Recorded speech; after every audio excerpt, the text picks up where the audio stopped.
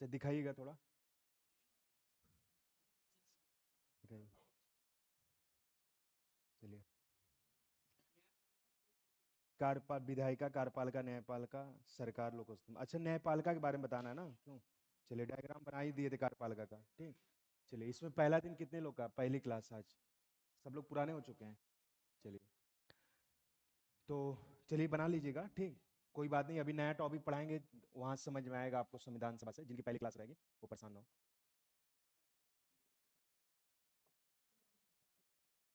चलिए, न्यायपालिका का डायग्राम बनाइएगा। चलिए, जैसे बना रहे हो वैसे न्यायपालिका का बनाइएगा। समझाई दी आपको? हाँ, बताइए। हाँ, कहीं बना लीजिए जहाँ आपको, हाँ।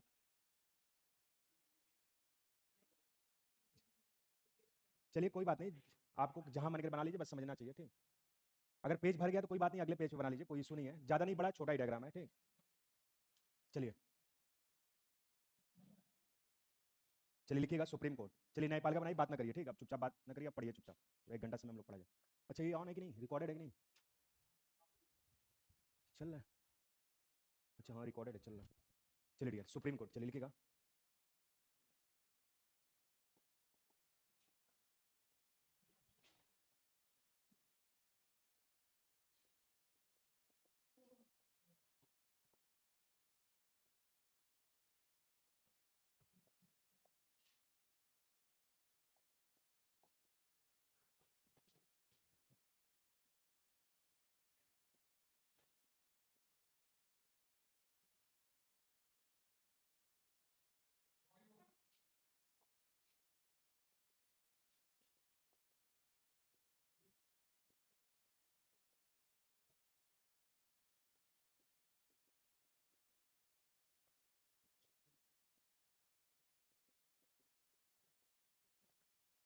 चलिए ठीक है, बना लीजिएगा, ऐसे जैसे बनाइए, समझा रहे हैं, ठीक। हाँ, बस यही डायग्राम है, छोटा डायग्राम बना लीजिए, कहीं अगर पेज भर गया तो कहीं बना सकते हैं, कोई इशू नहीं है, ठीक। समझना आप ही को, पढ़ना आप ही को है। बस पढ़ाने का उद्देश्य था कि आपको समझ में आए। आप लोग की पूरी जनसंख्या आधी हो गई, क्यों आधी की आधी हो गई? बालिकाएं, कुछ पता नहीं चल रहा है, और आप लोग बचे। कल कितने लोग नहीं आएंगे, क्यों? आप लोग नहीं आएंगे। चलिए, कल तो आप पढ़िए हमारे अकॉर्डिंग, तो आप 3-4 दिन छुट्टी रहेगी, कल पढ़ के जाइए, आप लोग 12 बजे के बाद जाइए, क्यों? हाँ, पढ़ के परसों निकलिए या कल ही निकल जाइए शाम तक, अगर जरूरी है तो। क्लास व्लास छोड़ा नहीं जाता है, यही पढ़े रहेंगे, सब काम करेगा। अभी तो आप लोग की शुरुआत है, अभी 10 दिन 1 हफ्ते क्लास हुई है। मौसम भी ठंडा हो गया, अभी नहीं कि गर्मी है कि पढ़ रही भागेंगे प्रयागराज।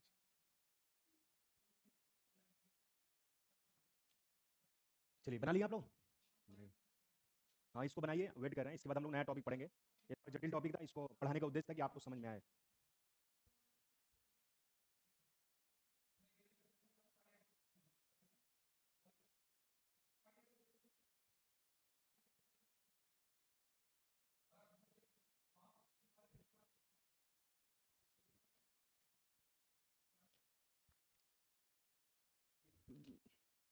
हो गया, बन गया? चलिए, कोई बात नहीं, आप समझिएगा, ध्यान दीजिएगा। हम लोग जीएस सब्जेक्ट में संविधान के बारे में पढ़ रहे हैं, और हम लोग संविधान के अंतर्गत बेसिक पॉलिटी पढ़ रहे हैं। और बेसिक पॉलिटी के अंदर हम लोग ने जाना है संविधान है क्या, राजव्यवस्था, संविधान के प्रकार, विदेशी स्रोत, अनुसूचियां, भाग, प्रस्तावना, ये सब टॉपिक पढ़ चुके हैं। हमने आपको पिछली क्लास के अंतर्गत, हमने करने की आप देखेंगे बुधवार को, हमने आपको शासन के अंक के बारे में थोड़ा बहुत बताया था। इस टॉपिक का पढ़ाने का उद्देश्य था कि इसके बेसिक वर्डों को जाने, क्योंकि हम जब आगे पढ़ाएंगे ये चीजें जब आप जानते रहेंगे तभी आपको समझ में आएगा। तो मैंने बताया था शासन के 3 अंग होते हैं, आप याद करिए। विधायिका के बारे में बताया था, कार्यपालिका के बारे में बताया था, और न्यायपालिका के बारे में बताया था। इसके बाद मैंने आपको बताया था न्यायपालिका, और लोक स्तंभ का चौथा अंग बताया था, आप याद करिए, प्रेस मीडिया, है कि नहीं? कुछ याद आ रहा है आप लोग को? Press media. तो मैंने आपको ये चीजें अवगत कराया था, मतलब उद्देश्य हमारे था कि आप विधायिका के बारे में जाने, कार्यपालिका और न्यायपालिका के बारे में जाने कि ये होता क्या है। तो मैंने आपको विधायिका के बारे में बताया था, आप याद करिए, वह बॉडी, वह संस्था जो नियम कानून बनाए, उसे हम क्या कहते हैं? विधायिका कहते हैं। केंद्र नियम कानून कन की आप देखेंगे संसद बनाती है, केंद्रीय विधायिका को संसद नाम जानते हैं। और बता दें संसद के 3 अंग होते हैं, कन की लोकसभा, राज्यसभा और राष्ट्रपति, जो आपको आगे पढ़ना है। इसके बाद बता कि विधायिका के अगला प्रकार है राज्य की विधायिका, जिससे हम राज्य की विधायिका को विधानमंडल के नाम जानते हैं। और विधानमंडल के भी 3 अंग होते हैं, विधानसभा, विधान परिषद और राज्यपाल। कुछ याद आ रहा है, क्यों? इसके बाद कार्यपालिका के बारे में बताया था, कार्यपालिका के बारे में यही बताया था कि वह बॉडी, वह संस्था जो विधायिका के बनाए गए नियम कानून को लागू करे, क्रियान्वित करे, उसी को हम क्या कहते हैं? कार्यपालिका कहते हैं। और कार्यपालिका के 2 प्रकार बताया था कि अस्थायी और अस्थायी कार्यपालिका, है कि नहीं? इसके बाद न्यायपालिका का मतलब समझिए, न्यायपालिका का मतलब है क्या? न्यायपालिका का मतलब होता है कि वह बॉडी, वह संस्था, यानी न्यायपालिका का मतलब होता है कि वह बॉडी, वह संस्था जो विधायिका के बनाए गए नियम कानून को न्याय अथवा दंड दे, उसी को हम न्यायपालिका कहते हैं। यानी जैसे मैंने नियम कानून बनाया, मैं विधायिका हो जाऊंगा, आप उस नियम कानून को लागू करोगे, कार्यपालिका हो जाएगा। बताया था? कुछ याद आ रहा है? न्यायपालिका का मतलब ये होता है कि विधायिका और कार्यपालिका के बनाए गए नियम कानून को न्याय अथवा दंड दे, उसी को हम न्यायपालिका कहते हैं। हमने आपको बताया था डियर, आप याद करिए, भारत की न्यायपालिका त्रिशंकु के समान है। सबसे ऊपर बताया था सुप्रीम कोर्ट, नीचे हाई कोर्ट, इसके नीचे डिस्ट्रिक्ट न्यायालय। सुप्रीम कोर्ट आर्टिकल 124 में उल्लेख किया गया, हाई कोर्ट आर्टिकल 214 में उल्लेख किया गया, और डिस्ट्रिक्ट न्यायालय आर्टिकल 233 में उल्लेख किया गया। यहाँ डिस्ट्रिक्ट न्यायालय मतलब जिला न्यायालय, ये आर्टिकल 233 में उल्लेख किया गया। बात समझिएगा, आपको हाई कोर्ट भी पढ़ना है, आगे सिलेबस में मैंने लिखवाया, सुप्रीम कोर्ट पढ़ना है और हाई कोर्ट भी पढ़ना है और डिस्ट्रिक्ट न्यायालय भी पढ़ना है। तो बस आप इतना जानते रहिएगा कि न्यायपालिका का मतलब ये होता है कि वह बॉडी, वह संस्था जो विधायिका की बनाई गई नियम कानून को न्याय दे, दंड दे, उसी को हम क्या कहते हैं, न्यायपालिका कहते हैं। और भारत की न्यायपालिका त्रिशंकु समान है। सबसे ऊपर कौन है, सुप्रीम कोर्ट, इसके नीचे हाई कोर्ट, इसके नीचे डिस्ट्रिक्ट न्यायालय। सुप्रीम कोर्ट आर्टिकल 124 में, हाई कोर्ट आर्टिकल 214 में, और डिस्ट्रिक्ट न्यायालय किस आर्टिकल 233 में। देखो, डिस्ट्रिक्ट न्यायालय को 3 पार्ट में बांटा गया है। पहला फौजदारी न्यायालय, दीवानी न्यायालय, और दूसरा फौजदारी न्यायालय, और तीसरा राजस्व न्यायालय, जो आपको आगे हम आपको अवगत कराएंगे। दीवानी न्यायालय में जिसमें कहीं आप देखेंगे छोटे अपराध होते हैं, जिसमें मारपीट झगड़ा हो जाए, गाली गलौज हो जाए, तो जिसमें छोटे अपराध होते हैं उसको हम दीवानी न्यायालय कहते हैं। फौजदारी न्यायालय क्या है, जिसमें बड़े अपराध हो जाए, जिसमें किसी का कहीं आप देखेंगे मर्डर हो जाए, किसी को जान से मारने की धमकी दे दी जाए, तो जिसमें बड़े अपराध होते हैं उसको फौजदारी न्यायालय के अंदर रखा गया है। और राजस्व न्यायालय क्या है, जिसमें पैसे संबंधित विवाद होता है, उसको हम राजस्व न्यायालय के तहत रखे गए, है कि नहीं। तो बस इतना जानते रहेगा कि न्यायपालिका का मतलब होता है कि वह बॉडी, वह संस्था जो विधायिका के बनाए गए नियम कानून को न्याय दे, दंड दे, उसी को हम क्या कहते हैं, न्यायपालिका कहते हैं। और भारत की न्यायपालिका कैसे समान है, त्रिशंकु समान है। सबसे ऊपर कौन है, सुप्रीम कोर्ट, और इसके नीचे हाई कोर्ट, इसके नीचे डिस्ट्रिक्ट न्यायालय। सुप्रीम कोर्ट की आर्टिकल में और हाई कोर्ट की आर्टिकल में और डिस्ट्रिक्ट न्यायालय किस आर्टिकल में। डिस्ट्रिक्ट न्यायालय कितने पार्ट होते हैं, पहला कौन सा, दूसरा और तीसरा राजस्व। और जोड़िए, हम आपको प्रेस मीडिया, मैंने आपको बताया कि लोक स्तंभ के जो चौथा अंग होता है प्रेस मीडिया होता है, मैंने आपको लिखवाया भी है। मतलब लोक स्तंभ के 4 अंग बताया था, विधायिका, कार्यपालिका, न्यायपालिका और प्रेस मीडिया। और चौथा अंग कौन सा होता है, प्रेस मीडिया। प्रेस मीडिया के बारे में हम आपको लिखवाएंगे नहीं, यहाँ हम आपको जब आगे पढ़ाएंगे तो बताएंगे। आर्टिकल 19(1) पढ़ेंगे।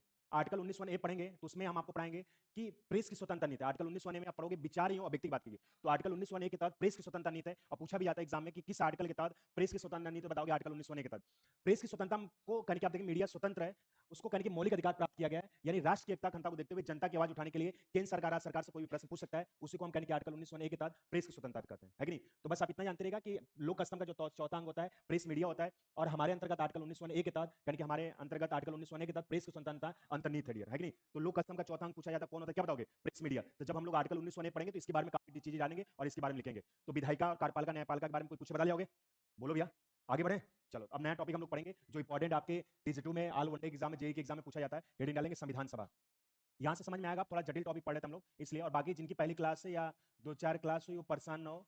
जो छुट्टी टॉपिक रहेगी आपकी, 1 हफ्ते 10 दिन की छुट्टी टॉपिक है, वो टॉपिक आपको कंप्लीट कराई जाएगी। और आप जब एडमिशन भी लेंगे तो आपको रिकॉर्डेड वीडियो मिल जाएगा, है कि नहीं। उसके लिए परेशान ना हो कि हमारी 1 हफ्ते 10 दिन क्लास छूट गई। हेडिंग डालिएगा संविधान सभा। इसको हम इंग्लिश में कॉन्स्टिट्यूशन असेंबली कहते हैं। चलिए, संविधान सभा में क्या क्या टॉपिक पढ़ना है इसको समझिएगा। इसमें जो आपको टॉपिक पढ़ना है संविधान सभा में, पहला टॉपिक पढ़ना है संविधान की मांग। इसके बाद जो आपको पढ़ना है संविधान निर्माण की प्रक्रिया।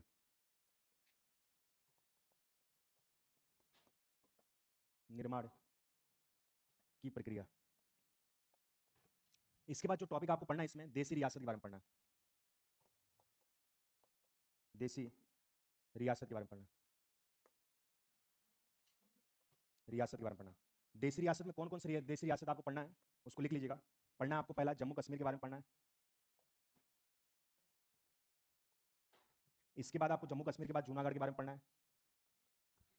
इसके बाद हैदराबाद के बारे में पढ़ना है।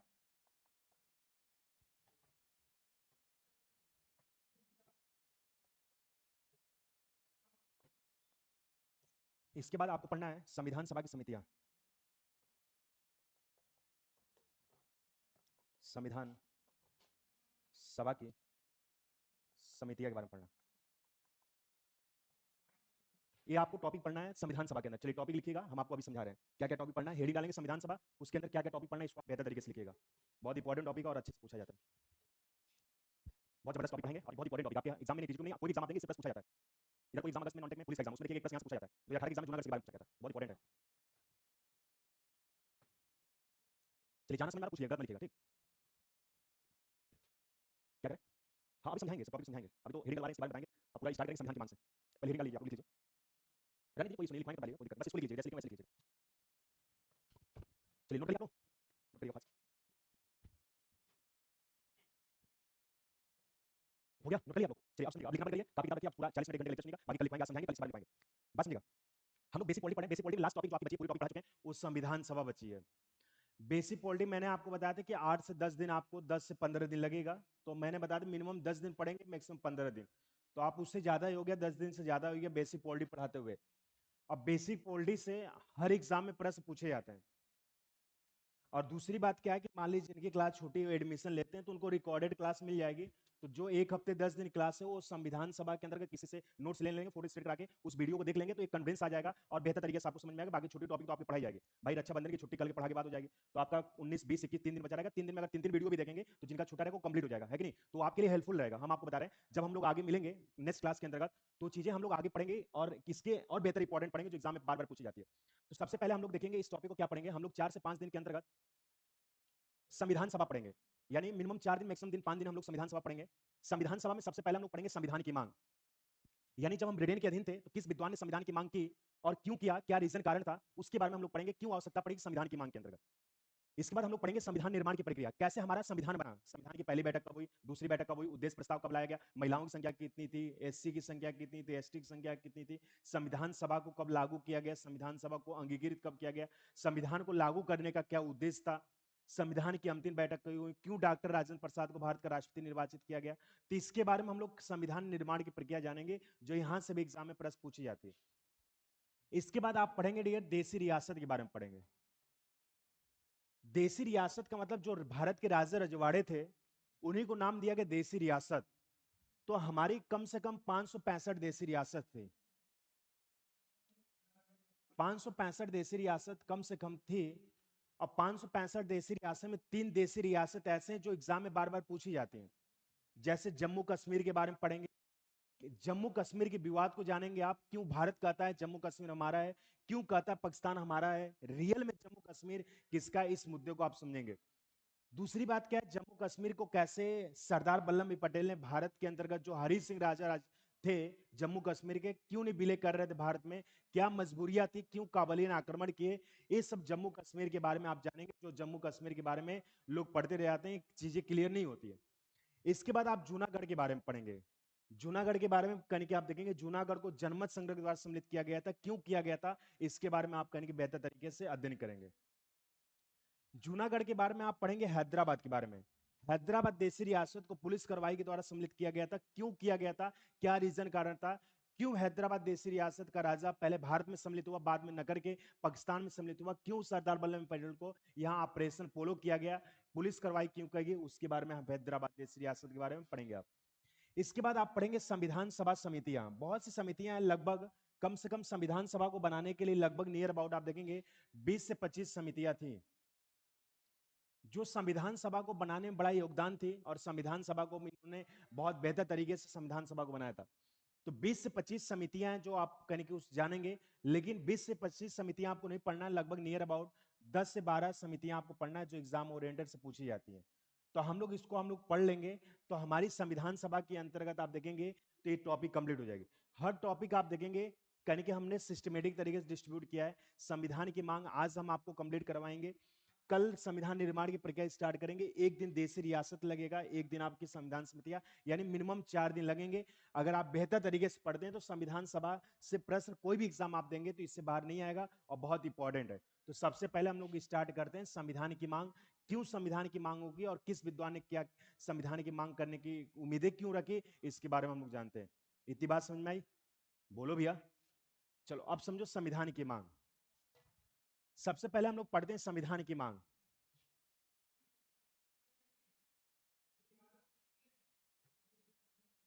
आप देखेंगे संविधान सभा को इंग्लिश में कॉन्स्टिट्यूशन असेंबली कहते हैं, कॉन्स्टिट्यूशन असेंबली कहते हैं। संविधान सभा है क्या, सबसे पहले समझिएगा संविधान सभा किसे कहते हैं। इसका कोई डिफिनेशन नहीं है, लेकिन हम इसके डिफिनेशन को कहने के बेहतर तरीके से जब इस सिलेबस को हम लोग पढ़ेंगे संविधान सभा तो ऑटोमेटिक आप संविधान सभा का डिफिनेशन बता के अपने शब्दों में डिफाइन कर सकते हैं।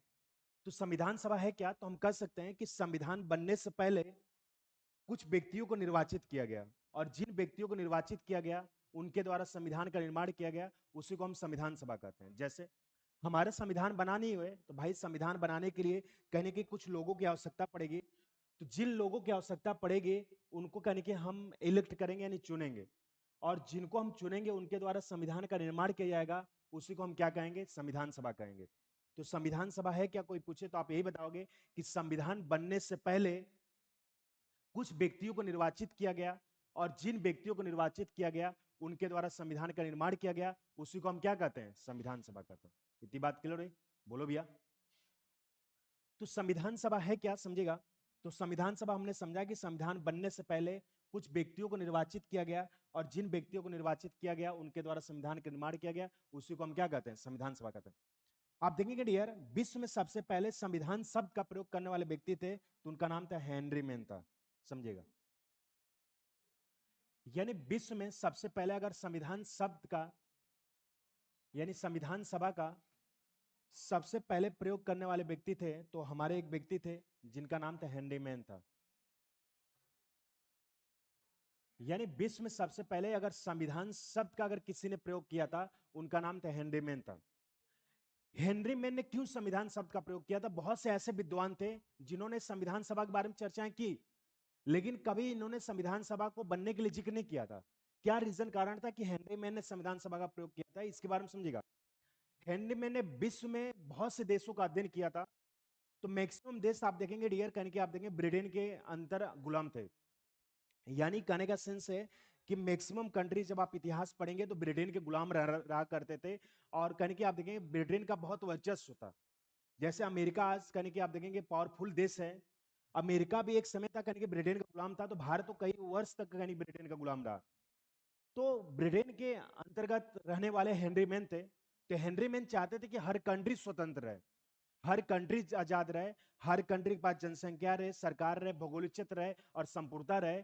इसी कारण आप देखेंगे विश्व में सबसे पहले अगर किसी ने संविधान शब्द का प्रयोग किया था, उस व्यक्ति का नाम था हेनरी मैन था। तो सबसे पहले प्रश्न ये बनता डियर कि विश्व में सबसे पहले संविधान शब्द का प्रयोग करने वाले व्यक्ति कौन थे? हेनरी मैन थे। आप देखेंगे डियर, विश्व में सबसे पहले संविधान सभा का निर्माण करने वाला देश है तो अमेरिका। विश्व में सबसे पहले संविधान सभा का निर्माण करने वाला देश है तो अमेरिका डियर, समझिएगा। यहां से प्रश्न पूछा जाएगा। अमेरिका के संविधान का निर्माण आप देखेंगे 1787 में किया गया था। एक अमेरिका का शहर था जिसका नाम था फिलाडेल्फिया। अमेरिका के फिलाडेल्फिया शहर में अमेरिका के संविधान का निर्माण किया गया था, और अमेरिका के संविधान को लागू किया गया था तो 1789 को किया गया था। और अमेरिका के संविधान के जो जनक थे उनका नाम था जॉर्ज वाशिंगटन था, समझिएगा। यहां से प्रश्न पूछा जाता है। जॉर्ज वाशिंगटन था, समझिएगा। आप जो संविधान सभा टॉपिक पढ़ रहे डियर, ये बहुत जटिल टॉपिक है। आप किताब अगर पढ़ेंगे तो नींद आ जाएगी, लेकिन आप देखिएगा 3 से 4 5 दिन बाद हम आपको इस टॉपिक को इतना इजी बना देंगे, आप हर डाटा याद कर ले आएंगे। यानी जो भी बुक में आपके 5 से 7 पेज दिए हैं संविधान सभा के अंतर्गत, लोग पढ़ते रह जाते हैं, कई साल संविधान सभा क्लियर नहीं होता है, लेकिन हम आपको इतना बेहतर पढ़ा देंगे कि संविधान सभा का हर डाटा आप याद करेंगे। बस धैर्यपूर्वक समझिएगा, संविधान सभा भी बहुत जटिल टॉपिक है, लेकिन आपको पता नहीं चलेगा। यानी हमारे कहने का सेंस ये है कि विश्व में अगर सबसे पहले अगर संविधान शब्द का प्रयोग किसी व्यक्ति ने किया था तो हेनरी मैन ने किया था। क्यों किया था? क्योंकि हेनरी मैन चाहता था कि हर कंट्री स्वतंत्र है, हर कंट्री के पास जनसंख्या रहे, सरकार रहे, भौगोलिक क्षेत्र रहे, संपूर्णता रहे। इसी कारण विश्व में सबसे पहले संविधान शब्द का प्रयोग किसी व्यक्ति ने किया था तो हेनरी मैन ने किया था। आप देखिए, विश्व में सबसे पहले संविधान का निर्माण करने वाला देश है तो अमेरिका। यानी सबसे पहले अगर किसी देश ने निर्माण किया था अपने संविधान सभा का तो अमेरिका ने किया था। ऐसा इसलिए रीजन, कारण क्या था, इसके पहले समझे गड़िए। यानी विश्व में सबसे पहले अगर संविधान सभा का निर्माण किसी देश ने किया था तो उस देश का नाम क्या था डियर? अमेरिका। अमेरिका इसलिए किया था क्योंकि अमेरिका ब्रिटेन का गुलाम था। हमने आपको अभी बताया कि मैक्सिमम कंट्री ऐसे थे जो अमेरिका के गुलाम थे, यानी अमेरिका के अधीन थे। यानी कहने का सेंस है कि मैक्सिमम कंट्री 99% कंडीशन में ब्रिटेन का वर्चस्व था, ब्रिटेन के अधीन थे, ब्रिटेन के गुलाम थे। तो एक समय था कि अमेरिका भी ब्रिटेन का गुलाम था। और आप देखेंगे डियर, 4 जुलाई 1776 को 4 जुलाई 1776 को अमेरिका के 13 गणराज्य ब्रिटेन स्वतंत्र हुए थे। इस कारण अमेरिका में 4 जुलाई को क्या मनाया जाता है? स्वतंत्रता दिवस मनाया जाता है। तो अमेरिका ब्रिटेन का गुलाम था। 4 जुलाई 1776 को अमेरिका के 13 राज्य ब्रिटेन स्वतंत्र हुए थे। इसलिए विश्व में सबसे पहले कहने के अमेरिका आजाद हुआ था ब्रिटेन से, इसी कारण अमेरिका विश्व में सबसे पहले अपने संविधान सभा का निर्माण किया। और अमेरिका के संविधान का निर्माण आप देखेंगे 1787 में अमेरिका के संविधान का निर्माण किया गया। और अमेरिका के संविधान का निर्माण अमेरिका के फिलाडेल्फिया शहर में किया गया था। और अमेरिका के संविधान को लागू किया गया था 1789 को अमेरिका के संविधान को लागू किया गया था। और अमेरिका के संविधान के जनक जॉर्ज वाशिंगटन को कहा जाता है। अमेरिका के संविधान के जॉर्ज वाशिंगटन क्यों कहा जाता है? क्योंकि अमेरिका का संविधान बना था वो जॉर्ज वाशिंगटन के देख बना था। और अमेरिका के सबसे पहले राष्ट्रपति जॉर्ज वाशिंगटन थे डियर। तो यहां से प्रश्न बनेगा डियर आपके एग्जाम में, छोटे एग्जाम में, कि विश्व में सबसे पहले संविधान शब्द का प्रयोग करने वाले व्यक्ति कौन थे? हेनरी मैन थे। और विश्व में सबसे पहले संविधान का निर्माण करने वाला देश कौन है? अमेरिका। अमेरिका के संविधान का निर्माण कब किया गया था? 1787 में। और अमेरिका किस शहर में किया गया था? फिलाडेल्फिया। और अमेरिका के संविधान को लागू कब किया गया था? 1789 को। और अमेरिका के संविधान के जनक किस व्यक्ति को कहा जाता है? George Washington. इतनी बात समझ में आई? बोलो भैया। चलो बताओ, विश्व में सबसे पहले संविधान शब्द का प्रयोग करने वाला व्यक्ति कौन है? विश्व में सबसे पहले संविधान का निर्माण करने वाला देश अमेरिका के संविधान का निर्माण कब किया गया था? अमेरिका किस शहर में किया गया था? अमेरिका के संविधान को लागू कब किया गया था? और अमेरिका के संविधान के जनक किस व्यक्ति को कहा जाता है? George Washington. लेकिन आप देखेंगे डियर, अमेरिका ने तो अपने देश का संविधान का निर्माण किया। अमेरिका संविधान का निर्माण करके अपने देश को, अपने लोगों को राइट्स अधिकार दिया। लेकिन हमारा देश ब्रिटेन के अधीन था, ब्रिटेन के गुलाम था। और जब हम किसी के अधीन रहते हैं तो हमारी आजादी पूरी तरीके से छीनी रहती है। भाई आज आप देखेंगे 15 अगस्त को स्वतंत्रता दिवस मनाया गया। स्वतंत्रता दिवस मनाने का एक उद्देश्य होता है। ये हम आपको संविधान सभा के अंदर पढ़ाएंगे, इतिहास वाले भी आपको पढ़ाएंगे। जब आधुनिक भारत पढ़ेंगे तो भारत कैसे आजाद हुआ उसके बारे में आप अवगत करेंगे, इसमें भी बारे में आप सोचेंगे। भारत के संविधान को 26 जनवरी 50 को लागू किया गया, इसका भी एक उद्देश्य है। भाई लोग मनाते हैं तो कहने के आप देखेंगे हमारे जो वीर क्रांति थे उन्होंने देश को आजाद कराने के लिए बहुत से योगदान दिए।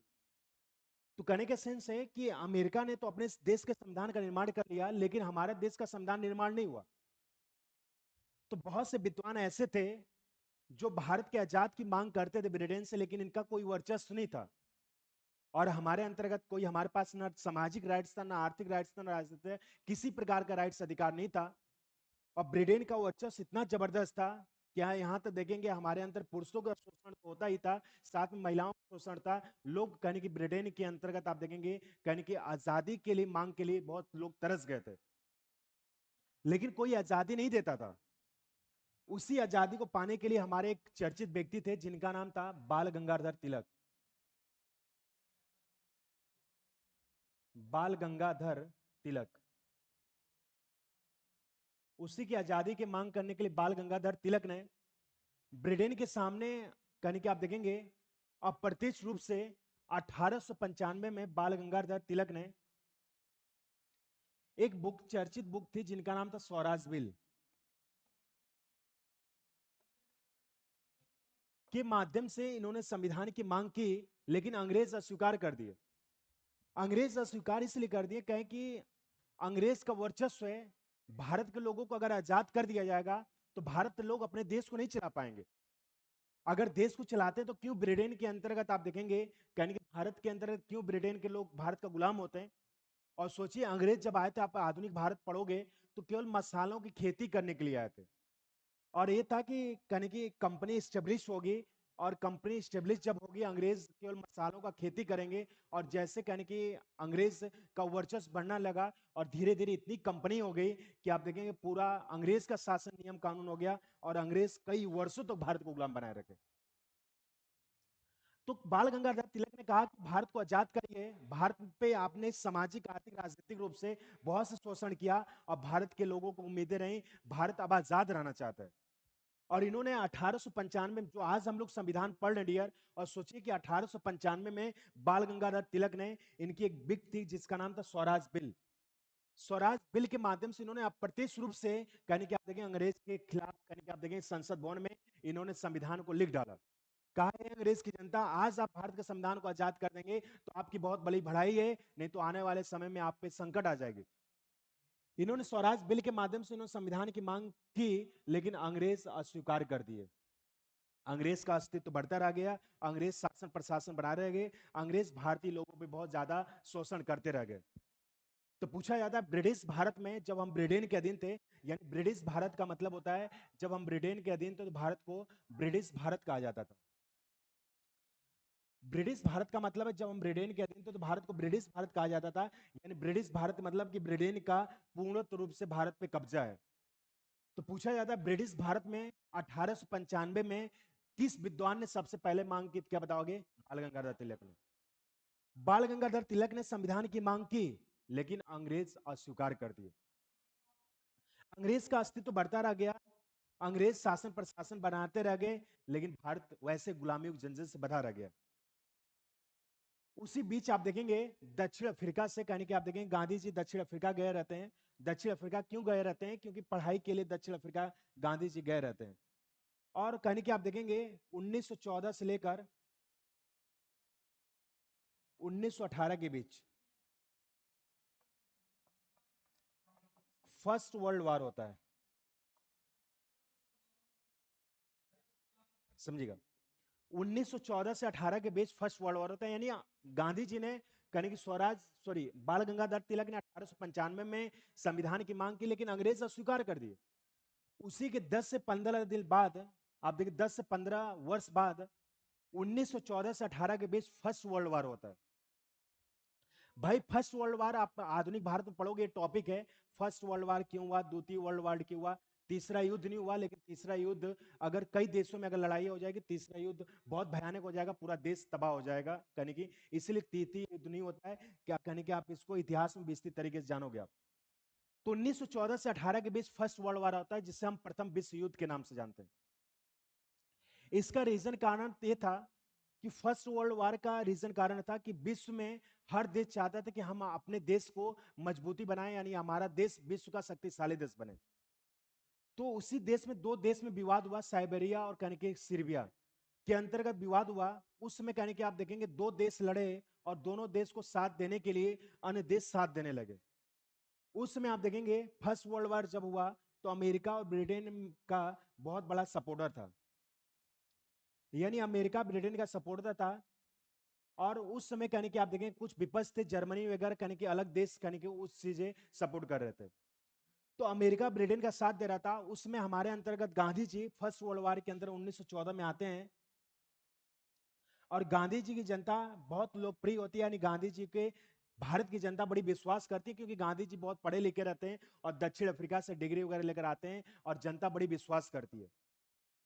ब्रिटेन के राजा ने कहा, उसमें ब्रिटेन के राजा जो थे प्रधानमंत्री, जब हम ब्रिटेन के अधीन थे, मिस्टर किर्चिल चर्चिल थे। चर्चिल ने कहा कि हे गांधी जी, ये जनता आप पे विश्वास करती है, बस आप भारत को फर्स्ट वर्ल्ड वॉर में भाग ले लो और आने वाले समय में विश्व का शक्तिशाली देश कहा जाएगा तो ब्रिटेन कहा जाएगा। अगर इस आप मुकाम को कर दोगे तो भारत को पूर्णतः हम आजाद कर देंगे। गांधी ने सोचा है तो बहुत छोटा काम है, अगर हम फर्स्ट वर्ल्ड वॉर में अगर हम भारत का अगर साथ दे देते हैं और भारत पूर्णतः आजाद हो जाएगा और हमारा जैसे देश पहले सोने जैसा चिड़िया थी वैसे हमारा देश रहेगा। गांधी जी ने जनता को मोटिवेट किया। गांधी जी ने कहा, हे भारत की जनता, आप हम पे विश्वास करो, अगर आप फर्स्ट वर्ल्ड वॉर में अगर डंके की चोट से भेद करने के आप भाग लेते हो तो भारत जैसे पहले था वैसे देश बनेगा। और 1914 में गांधी जी, 1918 में फर्स्ट वर्ल्ड वॉर होता है और गांधी जी से वादा किए रहते हैं अंग्रेज चर्चिल के, जो प्रधानमंत्री थे ब्रिटेन के। उन्होंने कहा कि अगर भारत फर्स्ट वर्ल्ड वॉर में भाग लेगा तो भारत को हम पूर्णतः आजाद कर देंगे। और गांधी जी ने इस लालच को लिए और भारत की जनता को मोटिवेट किया और भारत की जनता ने फर्स्ट वर्ल्ड वॉर में भाग लिया 1914 से 18 तक, जबकि हमारा कोई रोल नहीं था। फर्स्ट वर्ल्ड वॉर में भाग लेने का उद्देश्य ये था कि भारत को कैसे कैसे आजाद करना और भारत एक पूर्णतः आजाद कंट्री बनेगा। अगर भारत आजाद रहता तो फर्स्ट वर्ल्ड वॉर में नहीं होता, क्योंकि आप देखेंगे बीच में इजराइल वगैरह देश से लड़ाई हो रही, भारत इंटरफेयर नहीं कर रहा है। अगर भारत की अगर मजबूरियां रहेगी तब जाके इंटरफियर करे पड़ेगा, यानी किसी ना किसी देश का साथ देगा। उसमें हमारी मजबूरियां थी कि हम आजाद करने के लिए फर्स्ट वर्ल्ड वॉर में अंग्रेज का साथ दिए थे। और 1914 से 18 के बीच फर्स्ट वर्ल्ड वॉर हुआ, भारत ने साथ दिया और अंग्रेज मजबूतियों से कहने के दुगने से कहने के आप देखिए कहने के शत्रु देश का सामना किया। और फर्स्ट वर्ल्ड वॉर 1914 से 18 के बीच 4 साल चला और भारत एक कहने की आप देखिए उम्मीदें रखा कि अब चलो आजाद हो जाएंगे। 1914 से 18 का दौर बीता और गांधी जी ने वेट किए कि अब तो भारत कहने की आप देखेंगे पूर्णतः आजाद कंट्री बनेगा और भारत अब आजाद हो जाएगा। लेकिन आप देखेंगे गांधी जी उम्मीद किए, लेकिन ब्रिटेन के अंतर्गत जो चर्चिल थे प्रधानमंत्री, इन्होंने कभी उम्मीदें नहीं की कि भारत कभी आजाद होगा। 1914 का दौर बीत गया, 1919 का बीत गया, 1920 का दौर बीत गया, 1921 का दौर बीत गया, 1922 में नहीं रह गया, तो 1922 में गांधी जी ने ब्रिटेन के संसद प्रस्ताव रखा कि भारत का संविधान भारत के लोगों की इच्छा के अनुसार बनना चाहिए, अब भारत को पूर्णतः आजाद करना चाहिए। लेकिन अंग्रेज इसे भी अस्वीकार कर दिए। तो पूछा जाता है कि ब्रिटिश भारत में 1922 में सबसे पहले किस विद्वान ने संविधान की मांग की? क्या बताओगे? गांधी जी ने।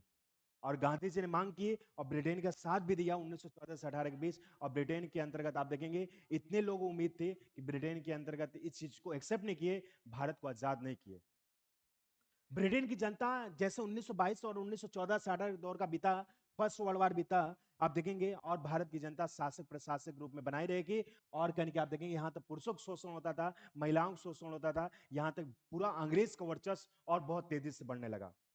और 1922 में गांधी जी ने कहीं संविधान की मांग की, लेकिन अंग्रेज ने इसे स्वीकार कर दिया। उसी के आप देखें कुछ सालों बाद, कहीं आप देखें 8 से 9 10 साल बाद, कहीं 1934 में एक हमारे व्यक्ति से M.N. राव, जिनका पूरा नाम था मानवेंद्र नाथ राव ने अनौपचारिक रूप से संविधान की मांग की 1934 में, लेकिन अंग्रेज भी इसे स्वीकार कर दिए। तो पूछा जाता है ब्रिटिश भारत में 1934 में किस विद्वान ने संविधान की मांग की? क्या बताओगे? M.N. राव ने मिले।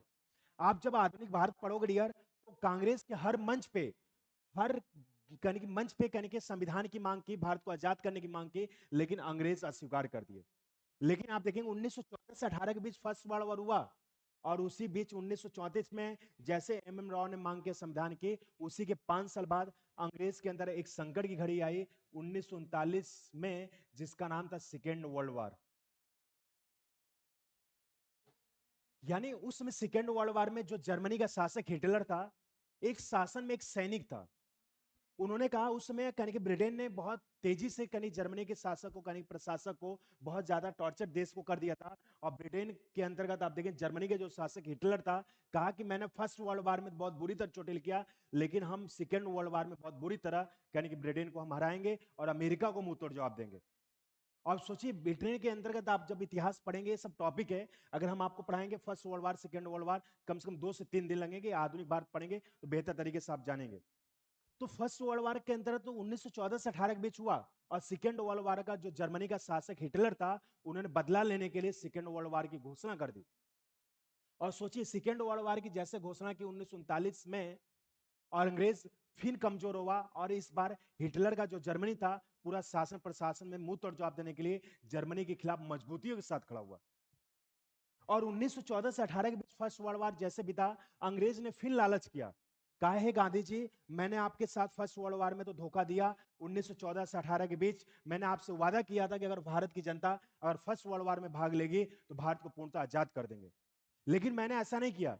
लेकिन हम आपको दोबारा वादा करते हैं कि जैसे भारत की जनता ने फर्स्ट वर्ल्ड वॉर में 1914 से 18 के बीच फर्स्ट वर्ल्ड वॉर में भाग लिया, वैसे जस्ट लाइक अगर सेकेंड वर्ल्ड वॉर में भाग लेगी तो इस बार हम भारत को पूर्णतः आजाद कर देंगे।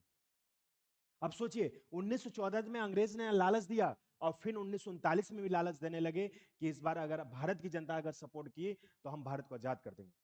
लेकिन गांधी जी ने स्पष्ट मना कर दिया, कहा कि अगर हम गुलामी अब सह लेंगे, लेकिन अब दोबारा धोखा खाने वाले नहीं है, क्योंकि हमारे फर्स्ट वर्ल्ड वॉर में भारत की जनता काफी मारे गई थी, हमारे सैनिक काफी मारे गए थे। अगर उस समय आप आजाद कर देते तो भारत एक अलग देश में उभरता। आज कहने कि जर्मनी के शासक हिटलर हो चाहे अमेरिका हो, उस समय कहने भारत मजबूतियों के साथ खड़ा रहता। और गांधी जी ने 1939 में जो सेकेंड वर्ल्ड वॉर हुआ, अंग्रेज के जो ब्रिटेन के प्रधानमंत्री चर्चिल थे, उनको मना कर दिए। और 1939 से लेकर 1945 के बीच, और सोचिए 1939 से लेकर 45 के बीच सेकेंड वर्ल्ड वॉर चला, और अंग्रेज के अंतर्गत जो हिटलर का जर्मनी था, अंग्रेज पे बहुत ज्यादा वर्चस्व बनाने लगा, और ब्रिटेन की जनता काफी मारने जाने लगी सैनिक, जिससे अंग्रेज बहुत कमजोर होने लगे। उसी कमजोर को लेके हुए आप देखेंगे ब्रिटेन के जो राजा प्रधानमंत्री थे चर्चिल, उन्होंने 1942 में एक योजना भेजते हैं जिसका नाम था क्रिस मिशन प्रस्ताव। क्रिस मिशन प्रस्ताव की योजना भेजते हैं। इसका उद्देश्य ये था क्रिस मिशन प्रस्ताव का कि भारत आजाद हो जाएगा, लेकिन भारत पूर्णतः आजाद नहीं रहेगा। जैसे मान लीजिए आपका घर मकान वगैरह सब है, लेकिन उस पर हक किसी दूसरे का रहेगा। तो ऐसे क्रिस मिशन प्रस्ताव का उद्देश्य था कि भारत को डोमिनियन स्टेट घोषित करना, यानी भारत के पास जनसंख्या पूरी रहेगी भारत की, यानी कि आप देखेंगे पर सरकार जनसंख्या रहेगी, सरकार भी रहेगा, भौगोलिक क्षेत्र रहेगा, लेकिन जो उस पे कहने की आजादी रहेगी, कहने की आप देखेंगे जिसका हक रहेगा, जिस पे कहने की आप देखेंगे ब्रिटेन का वर्चस्व रहेगा, यानी डिसीजन लेने की क्षमता रहेगी, ब्रिटेन की जनता रहेगी, भारत इनडायरेक्टली उस पर गुलाम रहेगा, कोई भी निर्णय लेना रहेगा ब्रिटेन के प्रधानमंत्री लेंगे, यानी ब्रिटेन के लोग लेंगे। और 1942 में क्रिस्मस प्रस्ताव आया, इस क्रिस्मस प्रस्ताव को भारत ने अस्वीकार कर दिया और अंग्रेज की जनता काफी मारने लगी, अंग्रेज और कमजोर होने लगे। और उसी बीच हमारे क्रांतिकारियों ने कांग्रेस के हर मंच पे संविधान की मांग की, और आप देखेंगे जैसे संविधान की मांग की अंग्रेज कमजोर होने लगे। अब अंग्रेज को ये लगा कि अगर हम भारत को आजाद नहीं करेंगे तो भारत कहने के अब ब्रिटेन को गुलाम बना लेगा और ब्रिटेन के अंदर पूरा वर्चस्व भारत का हो जाएगा। उसी बीच आप देखेंगे जैसे हमारे अंदर अभी लोकसभा का चुनाव हुआ है, उसी बीच आप देखेंगे ब्रिटेन के अंदर प्रधानमंत्री का चुनाव होता है। और जो ब्रिटेन के चर्चिल प्रधानमंत्री थे उस समय आप देखेंगे शासन प्रशासन के रूप में बनाए थे, उनके खिलाफ कहने के आप देखेंगे ब्रिटेन के राजा के अंतर्गत किलमेट एक प्रधानमंत्री विपक्ष के रूप में उठते हैं। जैसे आप देखेंगे प्रधानमंत्री के विपक्ष में मोदी, के विपक्ष में राहुल गांधी उठते हैं। चर्चिल का कहना था कि हमारी जब तक सांसें रहेंगी ब्रिटेन के लोग हमेशा भारत पे आजाद की हुकूमत को बनाए रखेंगे, ब्रिटेन के अंतर्गत वर्चस्व भारत पे हमेशा बना रहेगा और भारत हमेशा गुलामी जंजीर से बना रहेगा, भारत कभी आजाद नहीं होता। जैसे कहने के आप देखेंगे सूर्यास्त भारत कहने के हमारे अंदर सूर्योदय होता है और सूर्यास्त कभी भारत में हो नहीं सकता, कहने के इस हिसाब से उन्होंने कि इनका स्टेटमेंट था कि भारत कभी आजाद नहीं हो सकता। चर्चिल के खिलाफ किलमेट उठते हैं और किलमेट ने हर मंच पे जितनी भी रैलियां हुई थी कहने की आप देखेंगे सभा किए थे, इन्होंने हर मंच पे कहा था अगर हमारी ब्रिटेन के अंदर प्रधानमंत्री बनेगी हम ब्रिटेन को पूरा भारत से आजाद कर देंगे, यानी भारत एक आजाद कंट्री बनेगा। और जैसे कहने की किलमेट चर्चिल के खिलाफ किलमेट उठे और भारत की उम्मीदें यहीं से कहने की एक अलग तरीके से भारत की किरणें आजादी के रूप में दिखने लगी और भारत की उम्मीदें यहीं से पॉजिटिव रिजल्ट दिखने लगा। और आप देखिए चुनाव चर्चिल के बीच होता है और चर्चिल के अंतर्गत इतनी छवि खराब हो गई थी, सेकेंड वर्ल्ड वार में ब्रिटेन की जनता मारने लगी और ब्रिटेन की जनता काफी उदास हो गई और भारतीय जनता और ब्रिटेन की जनता ने किलमेट को सपोर्ट किया और किलमेट ब्रिटेन के प्रधानमंत्री नहीं बनते। और इन्होंने वादा किया था अगर हमारे ब्रिटेन के अंदर प्रधानमंत्री बनेगी मैं भारत को पूर्णतः आजाद कर दूंगा। और जैसे प्रधानमंत्री बने और भारत के अंतर्गत इन्होंने संविधान के अंतर्गत संसद भवन में इन्होंने कहा कि भारत के अंदर मैंने वादा किया था कि हमारी प्रधानमंत्री सरकार बनेगी मैं भारत को पूर्णतः आजाद कर दूंगा। और आजाद करने के लिए इन्होंने कहने कि एक भारत के संविधान बनाने के लिए एक इन्होंने मिशन का गठन किया जिसका नाम था कैबिनेट मिशन।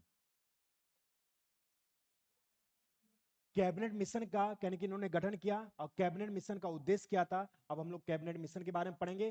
कैबिनेट मिशन का उद्देश्य क्या था, कैसे सिस्टमेटिक तरीके से भारत को कैसे आजाद किया गया, क्यों भारत के अंतर्गत कहने कि आप देखिए प्रधानमंत्री मोहम्मद जिन्ना क्यों नहीं बनाया गया, क्यों पंडित जवाहरलाल को बनाया गया, इसके बारे में उद्देश्य जानेंगे। आपको अभी तक क्या क्या ध्यान देना है, आप इस चीज को आप नोटिस करिएगा, आपको यह ध्यान देना है बस आप इतना अभी तक हमारा जो पढ़ाने का उद्देश्य था आपको आधे घंटे बस आपको नोटिस ये करना है कि प्रश्न क्या क्या यहां से बन सकता है। प्रश्न बनेगा कि विश्व में सबसे पहले संविधान शब्द का प्रयोग करने वाले व्यक्ति कौन थे, हेनरी में। विश्व में सबसे पहले संविधान का निर्माण करने वाला देश कौन है, अमेरिका। अमेरिका के संविधान का निर्माण कब किया गया था, 1787। अमेरिका किस शहर में किया गया था, फिलाडेल्फिया। अमेरिका के संविधान को लागू कब किया गया था, 1789। अमेरिका के संविधान के जनक किस व्यक्ति को कहा जाता है, जॉर्ज वाशिंगटन। और 1922 में किसने संविधान की मांग की थी, गांधी जी ने। और 1934 में किसने मांग किया था, एम एम डॉ। और कोई पूछे कि क्रिप्स मिशन प्रस्ताव कब आया था, 1942। और कैबिनेट मिशन की स्थापना कब की गई थी, 1946 में। इतनी तो बात सबको समझ में आई, बोलो भैया।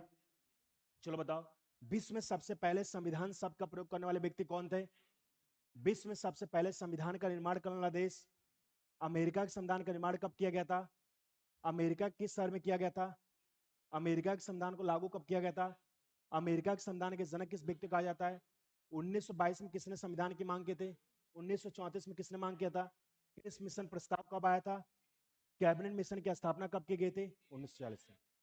अब समझिएगा कैबिनेट मिशन का उद्देश्य क्या था। कैबिनेट मिशन का उद्देश्य था कि एक भारत में संविधान सभा का निर्माण करना, यानी भारत के संविधान के अंतर्गत भारत के लोगों को संविधान निर्माण कर कर भारत के संविधान को बनाना। यानी कैबिनेट मिशन 1946 में आया था, यानी कैबिनेट मिशन जो आया था जुलाई 1946 में आया था।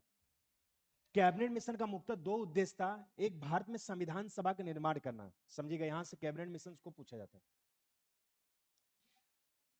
कैबिनेट मिशन का मुख्यतः दो उद्देश्य था, एक भारत में संविधान सभा का निर्माण करना और एक अंतरिम सरकार का गठन करना। इसका मतलब क्या है, इस चीज को आप समझिएगा। यानी भारत में एक संविधान सभा का निर्माण करना, भारत के संविधान सभा का निर्माण करने का मतलब कि भारत को पूर्णतः आजाद करना। दूसरा उद्देश्य रहता है कि एक अंतरिम सरकार का गठन करना, फाइनल गवर्नमेंट का।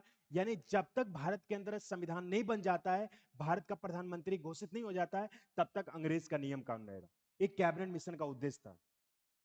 आप देखिए कैबिनेट मिशन के अंदर संविधान सभा बनाने के लिए भारत के अंदर चुनाव करने के लिए कैबिनेट मिशन में 3 सदस्य को नियुक्त किया गया, वो भी ब्रिटेन के राजा थे। यानी कैबिनेट मिशन में आप देखेंगे 3 सदस्य थे, जिनका नाम था, पहला नाम था Lord Pethick Lawrence. Lord Pethick Lawrence, इनको आप देखेंगे ये अध्यक्ष बनाया गया। दूसरे व्यक्ति का नाम था dear sir Stafford Cripps. Sir Stafford Cripps था। सर स्टेफ क्रिप्स जो थे, आप देखें ब्रिटेन के व्यापार मंत्री थे। जो तीसरे सदस्य थे डियर, 3 सदस्य में तीसरे सदस्य का नाम था डॉक्टर एबी अलेक्जेंडर।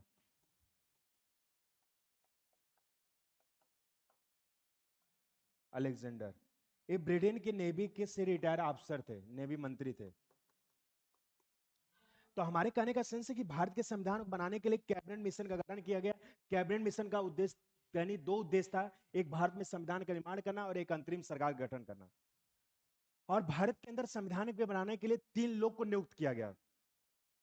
और 3 लोग जो थे, लॉर्ड पैथिंग लॉरेंस थे, सर स्टेफ क्रिप्स थे, डॉक्टर एबी अलेक्जेंडर थे। जैसे हमें याद है, 1-2 बार पढ़ेंगे तो आपको भी याद हो जाएगा और पूछा भी जाएगा एग्जाम में कि ब्रिटेन के अंदर जो कैबिनेट मिशन के 3 सदस्य थे, कैबिनेट मिशन के अंतर्गत तीनों सदस्य का नाम क्या था। वो ब्रिटेन के सदस्य थे। पहले सदस्य का नाम था Lord Pethick Lawrence, Sir Stafford Cripps, Doctor AB Alexander थे। ब्रिटेन के अंदर आप देखेंगे डियर, कैबिनेट का नाम कैबिनेट क्यों पड़ा, क्योंकि ये जो 3 सदस्य थे, ये ब्रिटेन के कैबिनेट मिशन के यानी कि सदस्य थे, इसलिए इसका कैबिनेट मिशन नाम पड़ा। कैबिनेट मिशन में 3 सदस्य, Lord Pethick Lawrence, Sir Stafford Cripps, Doctor AB Alexander. Cabinet mission ने इनसे कहा कि जाइए भारत का आप सर्वे करिए, भारत को कैसे संविधान सभा का निर्माण किया जाए, कैसे सिस्टमेटिक तरीके से बनाया जाए, और भारत के अंदर कैसे सरकार का गठन किया जाए और भारत के लोगों को संविधान का निर्माण किया जाए। Lord Pethick Lawrence, Sir Stafford Cripps, Doctor AB Alexander को कहने के काम दिया गया। इनको कहने की आप देखें भारत में सर्वे किए तो उसमें भारत की जनसंख्या नहीं थी जिस हिसाब से आज जनसंख्या है। उसमें भारत की जनसंख्या नहीं थी, इन्होंने सर्वे किया तो उसमें भारत के अंतर्गत आप देखेंगे कम से कम उसमें 10 लाख जनसंख्या के अंतर्गत आप देखेंगे, ज्यादा नहीं जनसंख्या थी, नियर अबाउट कम से कम 50-60 लाख जनसंख्या उसमें थी, करोड़ के आसपास जनसंख्या थी। इन्होंने कहा कि भारत के अंदर चुनाव होगा सिस्टमेटिक तरीके से होगा। और जैसे हमारे अंतर्गत लोकसभा की जो सीटें हैं, आज 545 सीटें हैं, है कि नहीं, मिनिमम 545 है, मैक्सिमम कितनी 552 है। तो उसमें कैबिनेट मिशन ने कहने के सर्वे किया और जनसंख्या के हिसाब से चुनाव के लिए आप देखेंगे 389 सीटें निश्चित की और कहा कि 389 सीटें के अंदर सिस्टमेटिक तरीके से इन्होंने डिस्ट्रीब्यूट किया। 389 सीटें से डिस्ट्रीब्यूट किया। इन्होंने कहा कि ब्रिटिश प्रांत, यानी भारत कई पार्टों में बटा था, ब्रिटिश प्रांत बना था देशी रियासत में और कमिश्नरी क्षेत्र में बटा था। इन्होंने कहा कि ब्रिटिश प्रांत, ब्रिटिश प्रांत का मतलब क्या डियर समझेगा। आज हमारे पास 28 राज्य क्षेत्र हैं और 8 केंद्र शासित प्रदेश हैं, बताया था ना हमने, बोलो भैया। तो पहले जब हम अंग्रेज के अधीन थे, तो जो अंग्रेज के द्वारा जो राज्य हासिल किए गए थे उसी को हम ब्रिटिश प्रांत कहते हैं। तो ब्रिटिश प्रांत उसमें 11 थे। तो कैबिनेट मिशन ने कहा कि ब्रिटिश प्रांत से 292 सदस्य संविधान सभा में लिए जाएंगे, यानी इनका चुनाव होगा। इसके बाद आप देखेंगे कमिश्नरी क्षेत्र, यानी केंद्र शासित प्रदेश को कमिश्नरी क्षेत्र कहा जाता है। जैसे आज हमारे पास 8 केंद्र शासित प्रदेश हैं, तो पहले हम जब अंग्रेज के अधीन थे तो कमिश्नरी क्षेत्र कहा जाता था। तो कमिश्नरी क्षेत्र उसमें 4 थे, तो उसमें कहा गया कि 4 सदस्य लिए जाएंगे। इसके बाद देशी रियासत, देशी रियासत का जो भारत के राजा रजवाड़े थे, तो उन्हीं को देशी रियासत कहा गया। और देशी रियासत से कहा गया कि 93 सदस्य लिए जाएंगे, नहीं 93 सदस्य लिए जाएंगे। तो कहने की 389 सीटें को ऐसे सिस्टमेटिक तरीके से डिस्ट्रीब्यूट किया गया, 3 पार्ट में डिस्ट्रीब्यूट किया गया। पहला ब्रिटिश प्रांत, दूसरा कमीशन क्षेत्र और तीसरा देशी रियासत। आप 292 और 4 और 93 जोड़ोगे 389 सीटें आएंगे डियर। कहा कि इसको 3 पार्ट में डिस्ट्रीब्यूट किया गया और जो पार्टी जैसे जैसे अपना परफॉर्मेंस करेगी, जिसका सीटें सबसे ज्यादा होगा, वही भारत का प्रधानमंत्री बनेगा। उसी के हिसाब से भारत का संविधान सभा का निर्माण किया जाएगा। उसमें बहुत पार्टियां, जैसे आज हमारी पार्टियां, चर्चित पार्टियां, समाजवादी पार्टी, कांग्रेस है, कहीं बहुजन समाजवादी पार्टी है, कहीं की भारतीय जनता पार्टी, उसमें भी पार्टियां बहुत सी थी। तो कहने का सेंस है 389 सीटें की गई, उसमें हमारी जनसंख्या नहीं थी, और 389 सीटें में कहा गया कि 10 लाख की जनसंख्या पे 10 लाख की जनसंख्या पे एक सदस्य का निर्वाचन किया जाएगा। और कहा गया जो निर्वाचन होगा वो कहने की एक पद्धति है जिसका नाम है निर्वाचन होगा, जिसका नाम है अप्रत्यक्ष रूप से निर्वाचन होगा।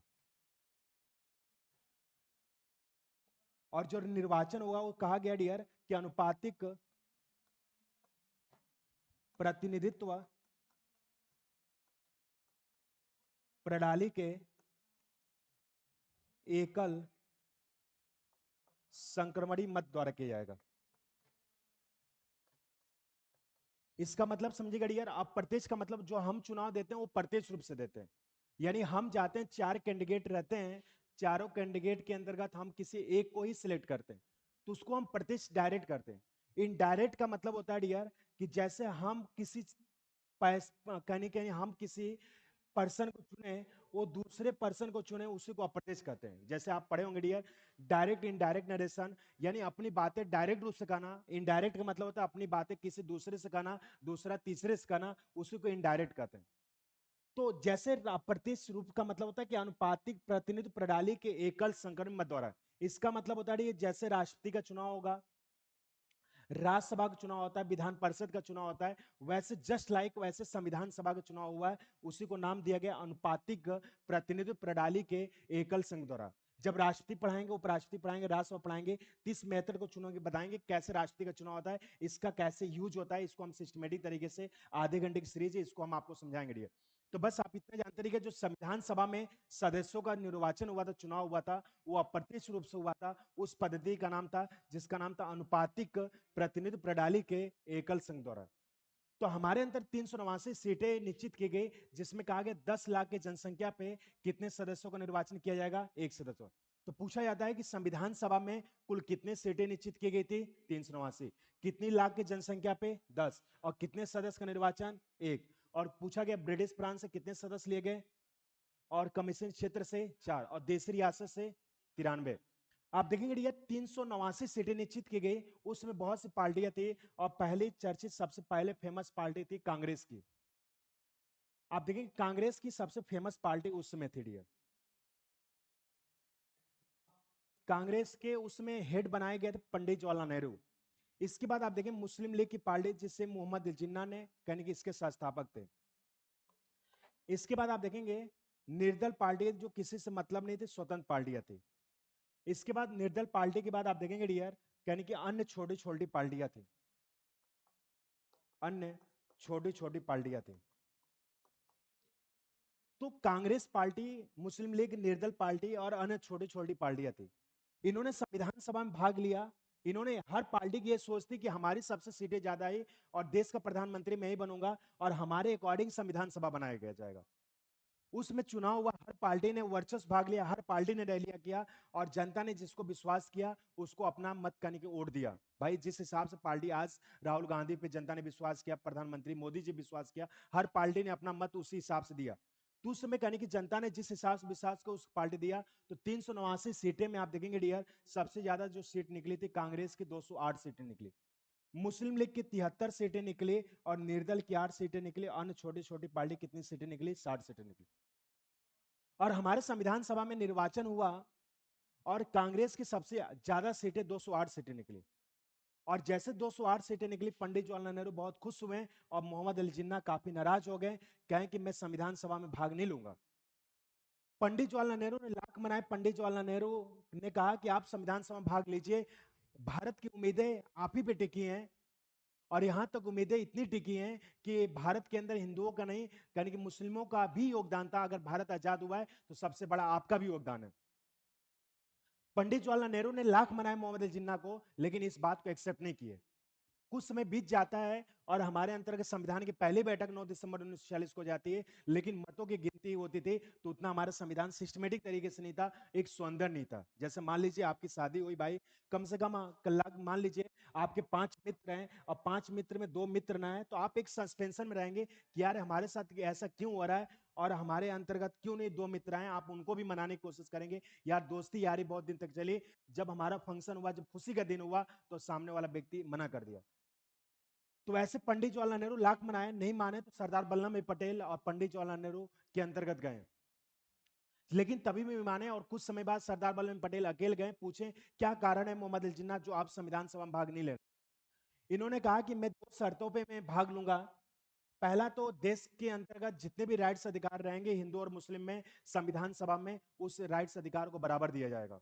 मोहम्मद सरदार वल्लभ भाई पटेल ने कहा था, तो बहुत सिंपल सी बात है, आप उसी समय करते तो हम लोग डिले न करते और बेहतर तरीके से संविधान सभा को आगे नहीं करते। इन्होंने दूसरी शर्त कहा कि देश का अगर पहला प्रधानमंत्री बनेगा तो मोहम्मद अली जिन्ना बनेगा। इन्होंने कहा सरदार वल्लभ भाई पटेल, छोटी सी बात है, कोई बात नहीं, आप ही देश के प्रधानमंत्री बनिएगा, लेकिन संविधान सभा भाग लीजिए, भारत का आने वाले समय में विश्व का सबसे बड़ा लिखित संविधान बनाइए। और सरदार वल्लभ भाई पटेल को एक बातों को एक्सेप्ट किए और बड़ा अच्छा लगा, इनको बड़ी खुशी हुई कि चलो कम से कम हमारी बातों को सरदार वल्लभ भाई पटेल ने इसको एक्सेप्ट किया।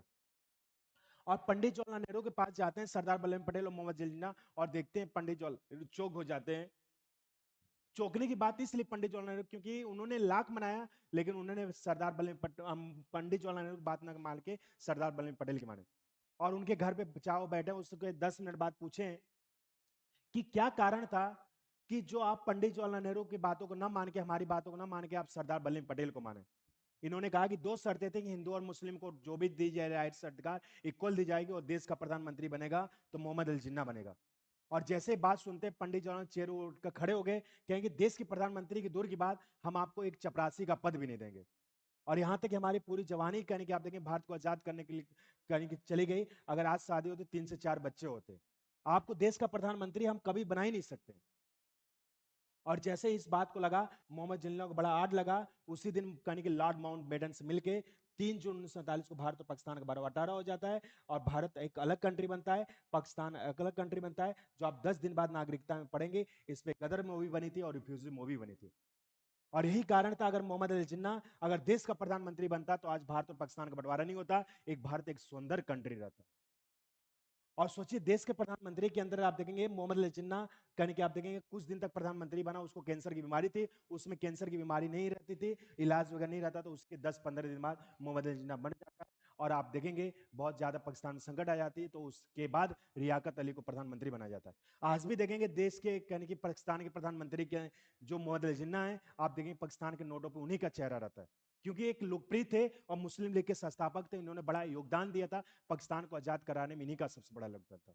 और प्रधानमंत्री आप देखेंगे देश के हमारे पहले प्रधानमंत्री बनते हैं जिनका नाम था पंडित जवाहरलाल नेहरू। अगर ये पद की लालच न किए तो आज भारत और पाकिस्तान एक ही रहता। 2 परिवार थे, बस अलग हो गए। जो आप देखेंगे उसी परिवार को कहने की आप देखेंगे 1971 में जो आज बांग्लादेश में कहने की हड़कंप बना महंगाई को लेकर, आज 1971 में कहने की पाकिस्तान 2 बांट में पड़ा, एक पूर्वी पाकिस्तान और एक कहने की आप देखें पश्चिमी पाकिस्तान। जो पूर्वी पाकिस्तान ये बांग्लादेश का हिस्सा हुआ, तो भारत पाकिस्तान की हिस्सा हुआ।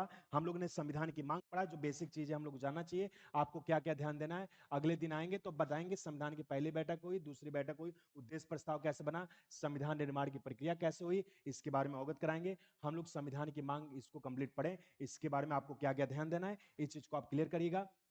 ध्यान आपको यह देना है कि पूछा जाएगा कि विश्व में सबसे पहले संविधान शब्द का किसने प्रयोग किया था, हेनरी मैंने। विश्व में सबसे पहले संविधान का निर्माण किसने किया था, अमेरिका। अमेरिका के संविधान के जनक किस व्यक्ति को कहा जाता है, जॉर्ज वाशिंगटन। अब विश्व में सबसे पहले संविधान सभा का निर्माण अमेरिका ने किया था। अमेरिका के संविधान का निर्माण कब किया गया था, 1787। अमेरिका किस शहर में किया गया था, फिलाडेल्फिया। अमेरिका के संविधान को लागू कब किया गया था, 1789। अब 1922 में किसने संविधान की मांग की थी, 1895 में किसने मांग की थी, और 1934 में किसने मांग किया था, एम ब्राउन ने। पूछा जाएगा कि ब्रिटिश भारत में 3 सदस्य कौन कौन थे, Lord Pethick Lawrence, sir स्टिपकिस, doctor एबलिंगजेंडर। पूछा जाएगा कि ब्रिटिश भारत में किस संविधान सभा के लिए कितनी सीटें निश्चित की गई थी, 379। कितनी लाख की जनसंख्या पे, 10 लाख की। और भारत और कहने की संविधान सभा का निर्वाचन हुआ, सबसे ज्यादा किस पार्टी की सीट निकली थी, 308। और भारत और पाकिस्तान का बंटवारा कब हुआ था, 3 जून 1947 को। इतनी बात समझ में आई, बोलो भैया।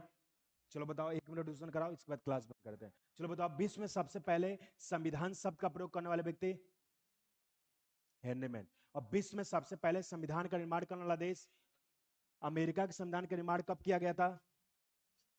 अमेरिका किस शहर में किया गया था? अमेरिका के संविधान को लागू कब किया गया था? अमेरिका के संविधान के जनक किस व्यक्ति को कहा जाता है? ब्रिटिश भारत में 1895 में किस विद्वान ने संविधान की मांग की थी? उन्होंने किस बुक के माध्यम से मांग किया था? स्वराज बिल। 1922 में किसने संविधान की मांग की थी? 1934 में किसने मांग की थी? क्रिस मिशन प्रस्ताव कब आया था? 1942 में। क्रिस मिशन प्रस्ताव कब आया था? 1942। कैबिनेट मिशन की स्थापना कब की गई थी? 1900। कैबिनेट मिशन में कुल कितने सदस्य थे? पहले सदस्य का नाम क्या था? Lord Patton. दूसरे सदस्य का नाम? तीसरे सदस्य का नाम? कैबिनेट मिशन में कुल कितनी सीटें निश्चित की गई थी? कितनी लाख की जनसंख्या पे? और संविधान सभा निर्वाचन में किस पार्टी की सीटें निकली थी? कांग्रेस की कितनी निकली थी? 208। और भारत और पाकिस्तान का बंटवारा कब हुआ था? 3 जून 1947 को। चलिए, तो कल आएंगे, संविधान की मांग इसको सिस्टमेटिक तरीके से लिखवा देंगे और संविधान के निर्माण किए। इतनी बात समझ में आई? बोलो भैया।